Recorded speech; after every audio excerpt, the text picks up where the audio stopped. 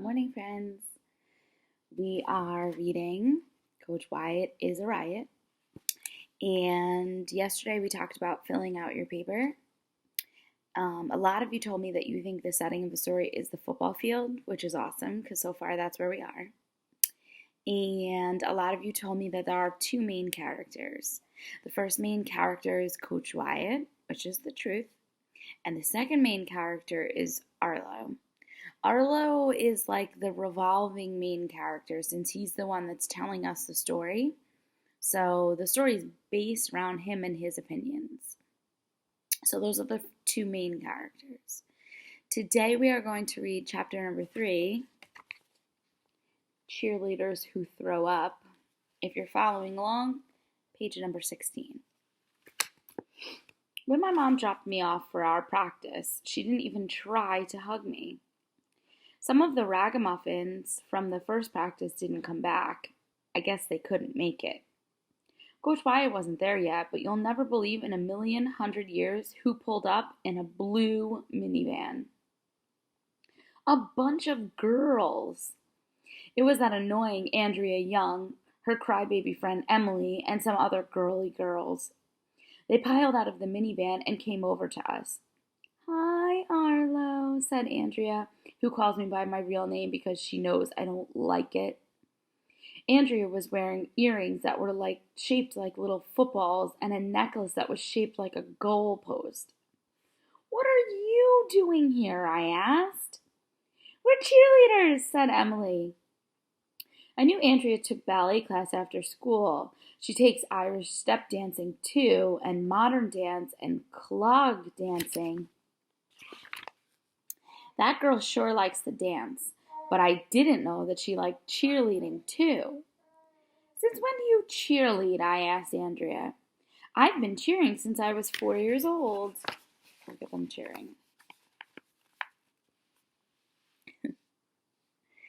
"Don't you get tired?" I asked her. "Very funny, Arlo." "How can you cheer for football?" Michael asked Andrea. "You probably don't even know what a touchdown is." "Yeah," agreed Ryan. "A touchdown is a scoring play in which any part of the ball, while legally in possession of the player who is inbounds, crosses the plane of the opponent's goal line," Andrea said. "I read a book about football, so now I know all about it." I hate her. Why can't a goalpost just fall on Andrea's head? "Do you want to hear one of our cheers?" asked Emily. "We wrote them ourselves." "Oh, yes," I said. "I'd love to. In the next century." So, of course, Andrea and Emily did their little cheer anyway. They danced around while they chanted, "Jump in the air, fall in the dirt, make sure no one gets hurt. Go Moose." "That cheer's so lame," I told them. "You're mean, Arlo," Andrea said. But their cheer was lame. Football cheers should be cool. So I made up a cheer on the spot, and it was way better than that dumb cheer. Are you ready for this cheer that he made up? "Bust 'em, beat 'em, make 'em bleed, hit 'em till their eyeballs fall out." "That doesn't even rhyme," Emily said. "And it's so violent," said Andrea. "We only do positive cheers that don't hurt anyone's feelings." "Yes," said Emily. "It's not whether you win or lose, it's how you play the game.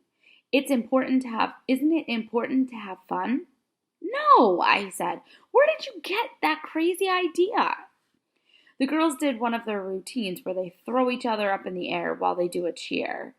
"Laugh and play, sing and shout. Winning isn't everything. Go Moose." What a lame cheer. But I had to admit that Andrea and her friends were pretty good at throwing each other up in the air. If you threw a person up, if you threw up, it would be disgusting. I remember that in phys ed. Andrea is always the one who can balance feathers and juggle scarves and do better than anybody else.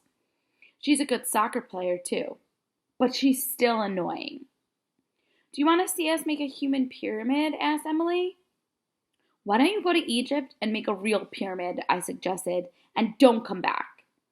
"Humph," Andrea said. She and the other cheerleaders stormed away at practice on the other end of the field. when girls get mad, they always say, humph, and nobody even knows why. Okay, that's the end today. I think we've talked about this a couple of times now since we've been reading these Dan Gutman books, that it seems like AJ has a bit of a crush on Andrea, right? And they have this bit of a love-hate relationship. It's weird, right? Okay, so until tomorrow, friends. I'll see you then. Bye.